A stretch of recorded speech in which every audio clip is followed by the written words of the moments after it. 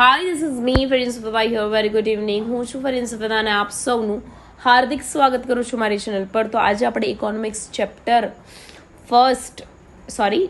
Second છે, અર્થશાસ્ત્ર ધોરણ 12નું ઇકોનોમિક્સ આપણે જોઈએ છે, વૃદ્ધિ અને વિકાસ વચ્ચેનો તફાવત. તો આર્થિક વિકાસ શું છે ભાઈ? આર્થિક વિકાસ શું છે કે એવી પ્રક્રિયા છે જે વૃદ્ધિના આધારે થાય છે. વિકાસ કોના આધારે થાય છે ભાઈ? વૃદ્ધિના આધારે થાય છે. વૃદ્ધિ થશે તો વિકાસ થશે, વૃદ્ધિ નહીં થાય તો વિકાસ નહીં થાય. ઓકે, આર્થિક વિકાસ એ આર્થિક વૃદ્ધિ કરતા કંઈક વિશેષ છે. આર્થિક વૃદ્ધિ એ એવી પ્રક્રિયા છે કે જેમાં અર્થતંત્રની આવક વધે છે. આવક વધશે તો વિકાસ થશે, આવક જ નહીં વધે તો વિકાસ થાય જ કેવી રીતે? પરંતુ અર્થતંત્રની સંસ્થામાં પરિવર્તન આવતા નથી. અર્થતંત્રની કોઈ પણ સંસ્થામાં પરિવર્તન આવતા નથી. કેમ નથી આવતા? લોકોના મનોવલણ પણ બદલાતા નથી. જ્યારે આર્થિક વિકાસમાં અર્થતંત્રની આવકમાં થતા વધારો પણ લોકોનું મનોવલણ બદલાતા નથી. કેટલું પણ પૈસો અર્થતંત્રમાં સરકાર પાસે વધી જાય પણ લોકોના મનોવલણ ચેન્જ થતા નથી. જે છે એમનું એમ જ રહે છે. આ બધું લખવાનું તમને કોઈ કઈ જ જરૂર નથી, તમારે સમજવાની જરૂર છે અહીંયા કે જીરાલ્ડ મેયર શું જણાવે છે ભાઈ કે વિકાસ એટલે વૃદ્ધિ વત્તા પરિવર્તન. વિકાસ શું છે ભાઈ? વૃદ્ધિ વત્તા પરિવર્તન. વૃદ્ધિ એટલે કે વધારો, સિમ્પલી વૃદ્ધિ એટલે કે વધારો, ને પરિવર્તન એટલે કે કોઈ પણ જૂની વસ્તુ હોય એમાં નવીનીકરણ થાય. ખ્યાલ આવે છે? હમણાં જેમ કે હાર્ટ એટેક તેમજ કિડની ફેલ થાય, તેમજ કેન્સર પેશન્ટ માટે નવી પદ્ધતિઓ દ્વારા ઓપરેશન થતા હોય છે. ઓકે, પરિવર્તન આવતું જાય છે, વિકાસ થતું જાય છે આપણા દેશનું. એ છે પરિવર્તન, એ વિકાસ છે. સમજ પડે છે ભાઈ?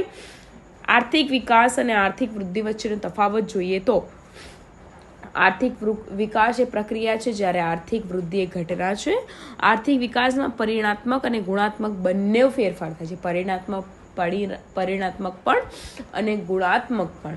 જ્યારે આર્થિક વૃદ્ધિમાં ફક્ત ગુણાત્મક ફક્ત પરિવર્તનો થાય છે. આર્થિક વૃદ્ધિમાં ફક્ત પરિણાત્મક પરિવર્તનો થાય છે. હવે પરિણાત્મક પરિવર્તનો એટલે શું?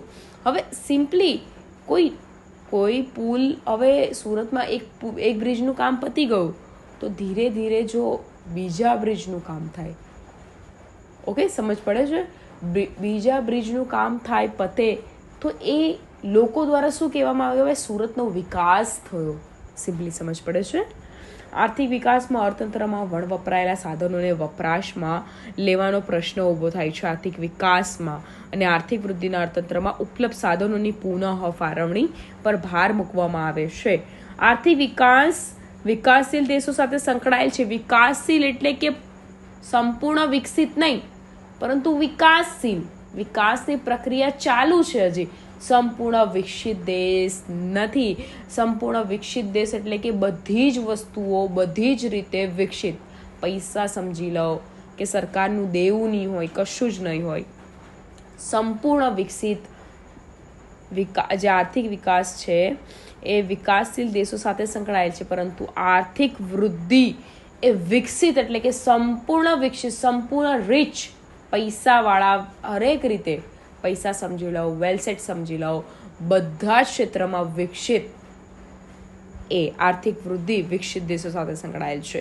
આર્થિક વિકાસને ચોક્કસ રીતે માપવાનું કાર્ય અતિ મુશ્કેલ છે. વિકાસ કેટલું થયું એ થોડી ના આપણને ખબર પડે. હવે 5 બ્રિજ બન્યા તો હા, એ આંકડા મળી જાય કે સુરતમાં 5 બ્રિજ બનાવ્યા. હવે બધે જ રીતે આખા સુરતમાં કેટલું કામ થયું, કઈ સ્કૂલનું કામ થયું, કઈ ગવર્મેન્ટ સ્કૂલનું કામ થયું, હવે SMCમાં આ કામ થયું, બધું જ મુશ્કેલ છે. વિકાસ માપવાનું એકદમ જ કઠિન કાર્ય છે. પરંતુ આર્થિક વૃદ્ધિને માપવાનું કાર્ય એકદમ સરળ છે. બરાબર છે? વૃદ્ધિ થાય તો જ વિકાસ થાય, એ એકદમ સરળ બાબત છે. વિકાસનો ખ્યાલ વિસ્તૃત છે, વૃદ્ધિનો ખ્યાલ સીમિત છે. વિસ્તૃત એટલે બહુ બધું, વધારે પ્રમાણમાં વિસ્તૃત છે, અને વૃદ્ધિનો ખ્યાલ સીમિત રીતે સંકળાયેલ છે બધી બાબતોમાં. આર્થિક વિકાસને માથાદીઠ આવક ઉપરાંત વહેંચણી સાથે સંબંધ છે. આર્થિક વિકાસને માથાદીઠ આવક અને વહેંચણી સાથે સંકળાયેલ છે. આવક, હવે આવક વધશે તો તમે કહેશો ને વિકાસ થયો. માથાદીઠ આવક વધશે તો તમે કહેશો વિકાસ થયો. Simply okay. આર્થિક વૃદ્ધિને માથાદીઠ આવકના વધારા સાથે સંબંધ છે. આર્થિક વૃદ્ધિને માથાદીઠ આવક સાથે સંબંધ છે, વહેંચણી સાથે સંબંધ નથી. આર્થિક વિકાસની પ્રક્રિયા ધીમી હોય છે. વિકાસ ધીમે ધીમે થાય છે.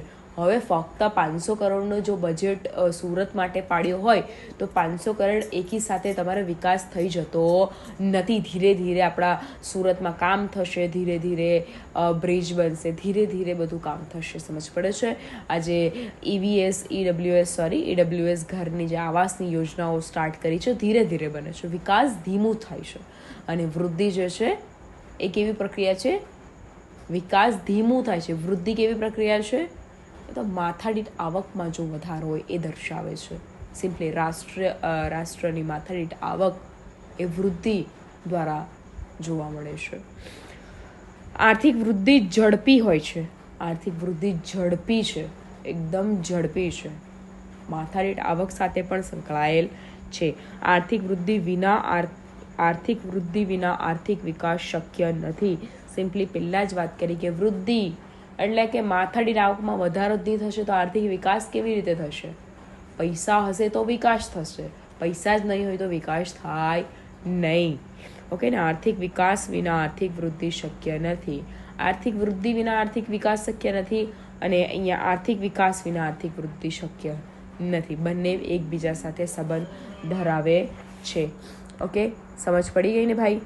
ઓકે, બીજો ટોપિક જે તમારો છે, બીજો જે સવાલ છે તમારો કે વેટ એક સેકન્ડ બતાવી દઉં.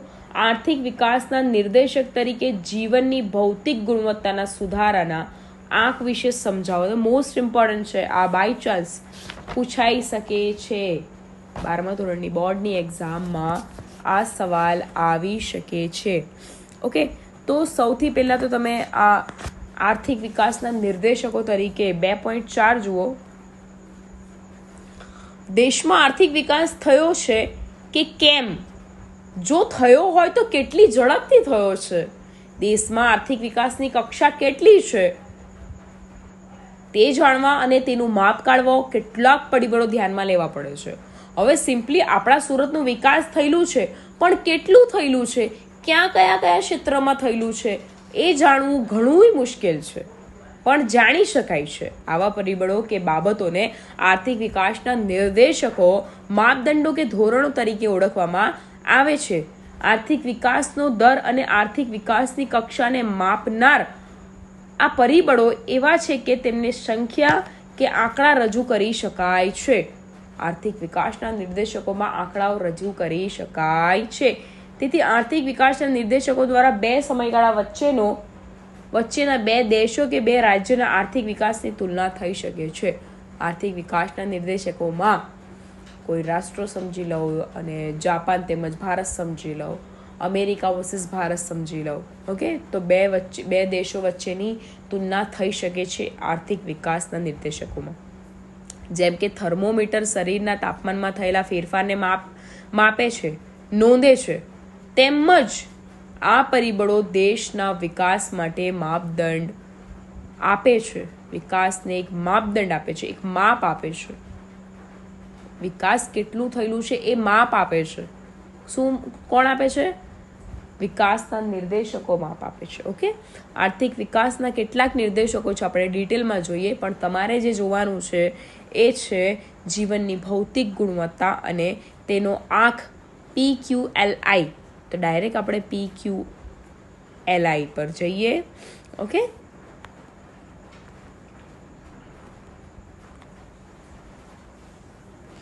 જીવનની ભૌતિક ગુણવત્તામાં સુધારો. જીવનની ભૌતિક ગુણવત્તામાં સુધારો. આર્થિક વિકાસનો હેતુ હંમેશા લોકોના જીવન ધોરણમાં સુધારો કરવાનો હોય છે. આર્થિક વિકાસનો સિમ્પલી હેતુ શું હોય છે? કે લોકોના જીવન ધોરણમાં સુધારો આવે. સરકાર શું ઈચ્છે છે? કે લોકોના જીવન ધોરણમાં સુધારો આવે.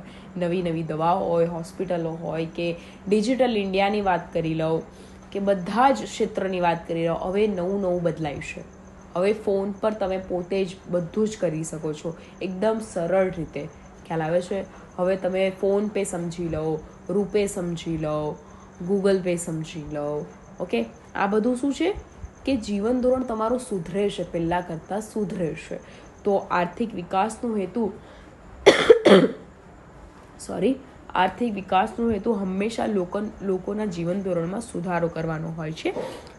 તેથી કોઈ પણ દેશના આર્થિક વિકાસ થયો છે તે બીજા દેશો કરતાં કેટલો વધારે છે કે ઓછો છે એ માપવા માટે જીવનની ભૌતિક ગુણવત્તાનો નિર્દેશનો સ્વીકાર કરવામાં આવ્યો છે. આર્થિક વિકાસ થયો છે કે નથી, કેટલો થયો છે, બીજા દેશો કરતાં કેટલા પ્રમાણમાં થયો છે, કેટલું વધારે થયું છે કે ઓછું થયું છે એ માપવા માટે માનવ જીવનની જે ભૌતિક ગુણવત્તા છે એને નિર્દેશકો ભૌતિક ગુણવત્તાનો નિર્દેશકો સ્વીકારવામાં આવે છે. હવે તમે કહેશો કે જીવનની ભૌતિક ગુણવત્તા એટલે શું? સિમ્પલી માનવ જીવન ભૌતિક ગુણવત્તા વિવિધ વસ્તુઓ અને વિવિધ સેવાઓ સાથે સંકળાયેલો જ છે. સવારથી માંડીને સાંજ સુધી તમે બધી જ બાબતો કરો છો એ અર્થતંત્ર જ આપણું આજુબાજુનું. પૈસા વગર, નાણાં વગર કશું થતું નથી. બધું જ તમે સમજી લો, વપરાશના સાધનો સમજી લો, જેમ કે ટૂથપેસ્ટ સમજી લો, ખાવાનું સમજી લો, ખોરાક સમજી લો, પાણી સમજી લો, ઓકે, કપડાં સમજી લો, બધે રીતે ભૌતિક વસ્તુઓ સાથે તમે સંકળાયેલા જ છો.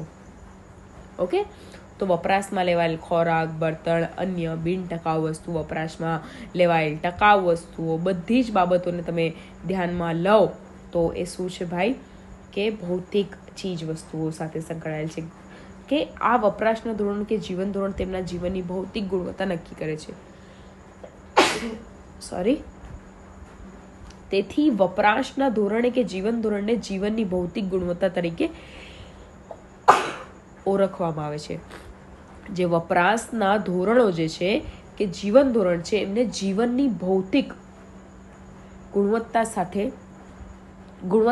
ઓળખવામાં આવે છે. આપણે જે વસ્તુઓનો ઉપયોગ કરીએ છીએ ને એને શું કહેવાય ભાઈ કે જીવન ધોરણની જીવનની ભૌતિક ગુણવત્તા તરીકે ઓળખવામાં આવે છે.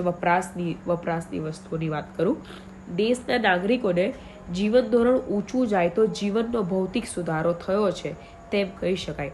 દેશના જે નાગરિકો છે આપણે બધા જે છે જેમનું જીવન ધોરણ ઊંચું આવે. હવે કેટલાક લોકો બ્રાન્ડેડ વસ્તુ વાપરે અને કેટલાક લોકો ચાલુ ચીલ્લી ચલાવી લે. જો લોકો પહેલાં ચાલુ ચીલ્લી ચલાવતા હોય વસ્તુ અને પછી જો સારી એવી વસ્તુ યુઝ કરે તો ખ્યાલ આવી જાય કે આ લોકોનું જીવન ધોરણ હવે ઊંચું આવ્યું છે, આ લોકો હવે વેલ સેટ થયા છે. સમજ પડે છે ને ભાઈ? કમેન્ટ બોક્સમાં જણાવજો તો બધા જ વિદ્યાર્થી મિત્રો. જીવનની ભૌતિક ગુણવત્તામાં જે બાબતો સમાવેશ થાય છે એ શું છે ભાઈ? કોઈ એક વર્ષના ગાળામાં દેશના લોકોએ વપરાશમાં લીધેલ વસ્તુઓ કેટલી લીધી, સેવાઓના સમૂહમાં માનવ જીવનની ભૌતિક ગુણવત્તા કેટલી એ લોકોએ નક્કી કરી, કેટલી લેવાની ને કેટલું શું લેવાનું ને શું નહીં લેવાનું. આ વસ્તુઓ અને સેવાઓના મુખ્યત્વે 2 વિભાગમાં વહેંચવામાં આવેલ છે. આ ડિટેલમાં સવાલ થઈ ગયો, લોંગ ક્વેશ્ચન. ખોરાક, કેલેરી, પ્રોટીન, ચરબીની વાત છે. આરોગ્ય અને તબીબી સેવાઓની વાત છે અહીંયા. ઓકે, મોસ્ટ ઇમ્પોર્ટન્ટ તમારે આ ટોપિક્સ લખવાના કે માનવ જીવનની ભૌતિક ગુણવત્તામાં સમાવેશ થતી બાબતો એટલે કઈ કે જીવનની જે ભૌતિક ગુણવત્તામાં સમાવેશ થતી બાબતો એ છે કે કોઈ એક વર્ષના સમયગાળા દરમિયાન દેશના લોકોએ કઈ ચીજ વસ્તુઓ અને સેવાઓ માનવ જીવન કઈ વસ્તુઓ હવે સિમ્પલી છે કે દેશમાં લોકોએ આખા એક વર્ષમાં કઈ ચીજ વસ્તુઓ અને સેવાઓનો ઉપયોગ કર્યો અને કઈ ચીજ વસ્તુઓનો ઉપયોગ ઓછો કર્યો એ બધી બાબતો અહીંયા દર્શાવવાની થાય છે. મુખ્યત્વે નીચેની બાબતો દર્શાવેલ છે કે ખોરાક, કેલેરી, પ્રોટીન, આ તો સિમ્પલી તમે લખી શકો છો. આરોગ્ય અને તબીબી સેવાઓ, ઓકે, રહેઠાણ અને કપડાં જરૂરી વસ્તુઓ છે. આ નોટ ડાઉન કરી શકો છો ને, આ ઇઝીલી લખી શકો છો ને ભાઈ? કમેન્ટ બોક્સમાં જણાવજો. શિક્ષણ અને મનોરંજન, પરિવહન અને માહિતી પ્રસારણ સેવાઓ, ઉર્જા શક્તિની વાત આવી જાય, દેશની વસ્તીની મળતું ચોખ્ખા પાણીની વાત આવી જાય. આ જરૂરી બાબતો છે. આ બધું આપણા જીવન જરૂરિયાતમાં સમાવેશ થાય છે સવારથી માંડીને સાંજ સુધી. દેશની વસ્તીને મળતું પીવાનું પાણી સમજી લો, ખોરાક સમજી લો, સરેરાશ આયુષ્ય સમજી લો. આ શું છે ભાઈ? આપણા જીવનની ભૌતિક ગુણવત્તામાં સમાવેશ થતી બાબતો છે. બાળ મૃત્યુદર, ડ્રેનેજની સુવિધા, આ બધું એક દર્શાવે છે કે જીવનની ભૌતિક ગુણવત્તામાં સુધારો આમનું થાય છે. ઓકે, હવે જો ઉપરની જે બાબતો છે, 10 બાબતો જે છે મેં હમણાં કીધી, એમાં સુધારો થઈ રહ્યો છે તો દેશની માનવ જીવનની ભૌતિક ગુણવત્તા સુધરે છે. બસ સિમ્પલી હવે ડ્રેનેજની સુવિધા સારી એવી છે આપણા સુરતમાં, તો આપણે શું કહેશું કે આપણો વિકાસ થયેલું છે, આપણા સુરતનું વિકાસ થયેલું છે. કહેશું ને ભાઈ આપણે, જો સુધારો નહીં થયો હોય એવા ક્ષેત્રોમાં સુધારાની જરૂર છે તે જાણી તેના ઉપાયો યોજી દેશના વિકાસને હાથ ધરી શકાય છે. કોઈ ક્ષેત્રમાં વિકાસ નથી થયેલો, કોઈ પણ ક્ષેત્રમાં વિકાસ નહીં થયો હોય તો સરકાર શું કરે, એને ધ્યાનમાં લે, એ બાબતોને નોટ ડાઉન કરે અને ચોખ્ખા પાયા પર બધું કામગીરી યોજીને એ બધી બાબતોને ધ્યાનમાં લઈને કામ હાથ પર ધરે છે. માનવ જીવનના કોઈ પણ નિર્દેશકને સાપેક્ષ રીતે પણ રજૂ કરી શકાય છે. સૌથી ઊંચું મૂલ્ય ધરાવતા નિર્દેશકને 100નો અંક અપાય છે અને જીવનની ભૌતિક ગુણવત્તા સુધારવા ઉપર વિકાસશીલ દેશો હવે વધારે ધ્યાન આપે છે. વિકાસશીલ દેશો માટે હવે તમે ભારત સમજી લો, આપણો ભારત હવે વિકાસશીલ દેશ છે. વિકસિત નથી પરંતુ વિકાસશીલ દેશ છે આપણું ભારત. મિનિમમ નિર્દેશકાંક દર્શાવવો હોય તો 100 હોઈ શકે, મેક્સિમમ. મિનિમમ તો 10 બી હોય, 1 બી હોય. ઓકે, જીવનની ભૌતિક ગુણવત્તાનો આંક આ જે છે physical quality life index. What is the meaning of physical quality life index, PQLI? આખું નામ યાદ રહેવું જોઈએ. સર પૂછે PQLI નું full form physical quality life index, જીવનની ભૌતિક ગુણવત્તાનો આંક. રાષ્ટ્રીય આવક અને માથાદીઠ આવકનો વધારો એ આર્થિક વિકાસનો સાચો નિર્દેશક છે. સિમ્પલી રાષ્ટ્રીય આવક અને માથાદીઠ આવક. રાષ્ટ્રીય આવક એટલે કે આપણા સરકારની આવક, સિમ્પલી રાષ્ટ્રની આવક. માથાદીઠ આવક એટલે કે તમારા ઘરના મમ્મી પપ્પા હોય એ લોકોની માથાદીઠ આવક. રાષ્ટ્રીય આવક અને માથાદીઠ આવકનો વધારો એ આર્થિક વિકાસનો સાચો નિર્દેશક નથી. તેમની અનેક મર્યાદાઓ છે. શું છે ભાઈ? અનેક મર્યાદાઓ છે. શું છે? અનેક મર્યાદાઓ છે કે દેશની વધતી આવક અમુક લોકોના હાથમાં કેન્દ્રિત થાય છે. દેશની આવક છે ને અમુક લોકોના હાથમાં કેન્દ્રિત થાય છે, તે વિકાસ નથી. દેશનો વિકાસ એવો હોવો જોઈએ જે ગરીબોના જીવન ધોરણને ઊંચું લાવે. દેશનો વિકાસ કેવો હોવો જોઈએ? સિમ્પલ. આ બધી બાબતો નોટ ડાઉન કરજો ભાઈ. દેશની વધતી જે આવક છે અમુક લોકોના હાથમાં કેન્દ્રિત છે. હવે અમુક લોકોના હાથમાં કેવી રીતે કેન્દ્રિત છે? તમારે જો લખવું હોય કે અમુક લોકોના હાથમાં મેમ કેવી રીતે છે, તો હવે તમને સમજી લો. ધીરુભાઈ અંબાણી. હવે અંબાણી એટલે કે ભાઈ મોટા લોકો. હવે એમની પાસે 10 અબજની જમીન હોય તો એ લોકો એમાં ઇન્વેસ્ટમેન્ટ કરીને એમાં કોઈ ઉત્પાદન, કોઈ કંપની સ્ટાર્ટ કરે, મેન્યુફેક્ચર થાય, ત્યાં ઉત્પાદન થાય, એમાંથી એ લોકો નાણાં મેળવતા જાય, એ લોકો અમીર બનતા જ જાય છે. એ લોકો ગરીબી રેખા નીચે કે મિડલ ક્લાસ સુધી નથી આવતા. એ લોકોનો વિકાસ, એ લોકોની લાઈફસ્ટાઈલમાં ચેન્જીસ આવે છે અને અમીર બનતા જ જાય છે. તો ને જે ગરીબ છે એ હજી ગરીબ કેમ બનતું જાય છે? એનું રીઝન શું? કે એની પાસે એટલા પૈસા નથી, જેટલા પૈસા થાય છે વપરાઈ જાય છે, ઇન્વેસ્ટમેન્ટ થતું નથી. રોજ લાવીને રોજ ખાવાવાળા એવા હોય છે. ખ્યાલ આવે છે ભાઈ? તો દેશની જે વધતી આવક છે ને એ અમુક લોકો સુધી જ સીમિત છે. દેશનો વિકાસ એવો હોવો જોઈએ કે ગરીબ લોકો જે છે, ગરીબી રેખા જે નીચે જીવતા જે લોકો છે એમનું જીવન ધોરણ છે ઊંચું લાવી શકાય, નાગરિકોની પ્રાથમિક જરૂરિયાતો સંતોષાય. તેમજ આ બાબતોને ધ્યાનમાં રાખીને મોરિસ ડેવિસ શું કહે છે? મોસ્ટ ઇમ્પોર્ટન્ટ, મોરિસ ડેવિસ શું કહે છે કે જીવનની ભૌતિક ગુણવત્તાના આંકની રજૂઆત કરી શકાય છે. જીવનની ભૌતિક ગુણવત્તાના આંકની રજૂઆત કરી શકાય છે, જેને કુટુંબના PQLI તરીકે ઓળખાય છે. લો ભાઈ ટીક માર્ક કરો તમારી બુકમાં.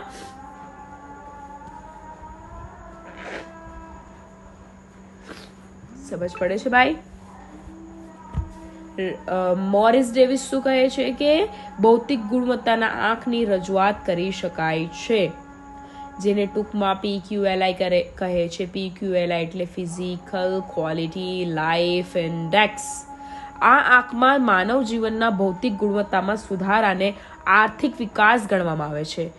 આ આંકમાં માનવ જીવનના જે ભૌતિક ગુણવત્તામાં સુધારો, માનવ જીવનની ભૌતિક ગુણવત્તામાં એટલે કે તમને બધી જ બાબતો કહી દીધી, રહેઠાણ, ખોરાક, કપડાં, પરિવહન, ઉર્જા શક્તિ, દેશની વસ્તી, બધું જ પીવાનું પાણી, રહેઠાણ, કપડાં, બધી જ બાબતો ઉપર જે ઉલ્લેખ એ બધી બાબતો.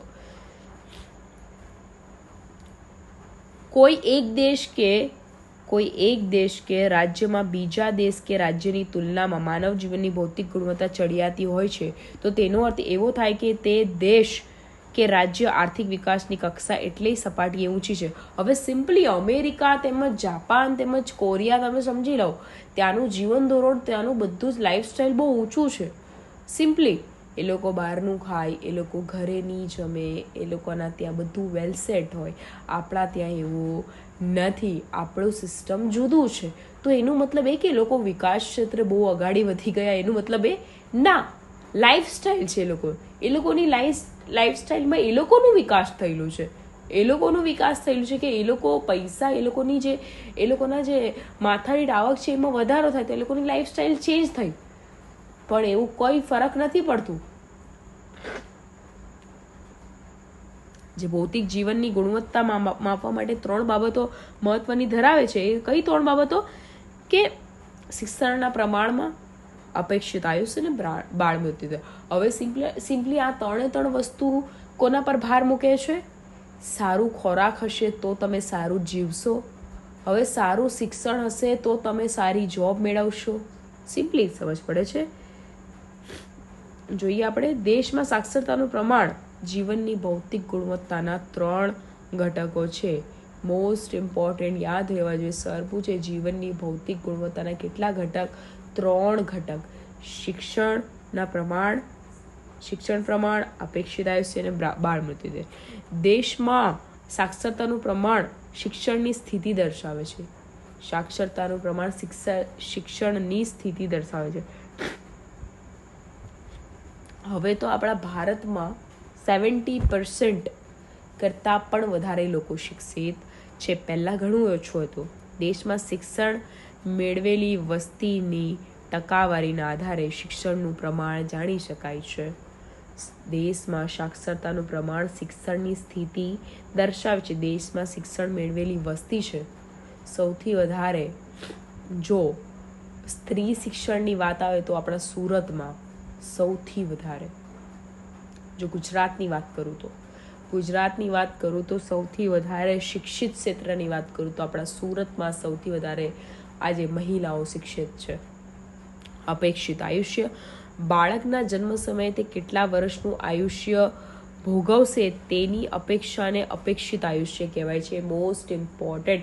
હવે તમે જન્મ લીધો અને તમારા પેરેન્ટ્સ કે ડૉક્ટર એમ કે આ છોકરો 15 વર્ષ જીવશે, આવું ફક્ત અનુમાન એટલે કે શું ભાઈ? એટલે કે ખાલી જસ્ટ એમ જ કીધું, અનુમાન લગાવ્યું કે ફક્ત આટલું જીવશે. એ શું છે ભાઈ? અપેક્ષિત આયુષ્ય કહેવાય. આ બાબતને શું કહેવાય? અપેક્ષિત આયુષ્ય કહેવાય. જે પ્રજાનું સરેરાશ આયુષ્ય દર્શાવે છે. અપેક્ષિત આયુષ્ય વધે તો આરોગ્યની સેવાઓ સારી છે તેમ કહેવાય. હવે કોઈ દાદી 150 વર્ષ જીવે તો તમે કહી શકો છો કે એમનું અપેક્ષિત આયુષ્ય કેમ આટલું વધારે છે? એનું રીઝન છે કે આરોગ્યની સેવાઓ એમને સારી મળી છે. એમનું શરીર સારું એવું ભોજન મેળવતું હશે એટલે આજે આ હટ્ટાકટ્ટા છે, આપણે કહીએ ને. સમજ પડે છે ભાઈ? બાળ મૃત્યુદર. જીવતા જન્મેલા દર 1000, આ વ્યાખ્યા છે.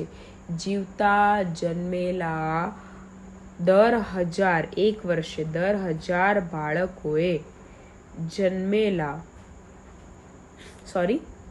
જીવતા જન્મેલા દર 1000 બાળકોએ 1 વર્ષનું આયુષ્ય પૂર્ણ કર્યા પહેલા મૃત્યુ પામી જાય. સિમ્પલી હજી એકવાર સમજાવો. આ તમે આવી પણ રીતે લખી શકો છો. 1000 બાળકોએ 1 વર્ષનું આયુષ્ય પૂર્ણ કર્યા પહેલા, સિમ્પલી સમજ પડે છે, જીવતા જન્મેલા દર 1000 બાળકોએ 1 વર્ષનું આયુષ્ય પૂર્ણ કર્યા પહેલા મૃત્યુ થવું એને બાળ મૃત્યુ દર કહેવાય. સમજ પડી ભાઈ? જીવતા જન્મેલા દર 1000 બાળકોએ 1 વર્ષ પહેલા મૃત્યુ થઈ જાય એવા બાળકોને બાળ મૃત્યુ દર કહેવાય છે. જો બાળ મૃત્યુ દર ઘટે તો સમજવાનું કે દેશની આરોગ્ય સ્થિતિ સારી એવી છે. આપણા દેશનું health centre, government health centre સારું ચાલે છે ભાઈ. સિમ્પલી સમજ પડે છે? સમજ પડે છે ને ભાઈ બધાને? તો અહીંયા સુધી આ 2 સવાલ તમારા પત્યા. નેક્સ્ટ બીજા 2 સવાલ પણ છે, પતાવી દઈશ નેક્સ્ટ વિડીયોમાં. જોઈ લેજો ભાઈ બધા. સૌથી પહેલાં તો આપણા વિડીયોને લાઈક કરી દેજો એકદમ મસ્ત. અને હા, આમાંથી તલાટી માટે પણ આવી શકે છે, તો નોટ ડાઉન કરવું હોય તો બિંદાસ કરી શકો છો ભાઈ. હવે તમારા 2 સવાલ રહ્યા. માનવ વિકાસ આંકમાં કઈ કઈ બાબતોનો સમાવેશ થાય છે? હવે માનવ વિકાસ આંકમાં કઈ બાબતોનો સમાવેશ થાય છે? હા, સિમ્પલી માનવ વિકાસ આંકમાં કઈ બાબતોનો સમાવેશ થાય છે સમજાવી દઉં, પણ નેક્સ્ટ વિડીયોમાં સમજાવી દઈશ. મળી જશે તમને નેક્સ્ટ વિડીયો, વાંધો નહીં. ½ એન અવરમાં મળી જશે, ½ અવરમાં. ઓકે. સો અત્યારે સમજ પડી ને? બધા ટોપિક સમજ પડી ને? સમજ પડી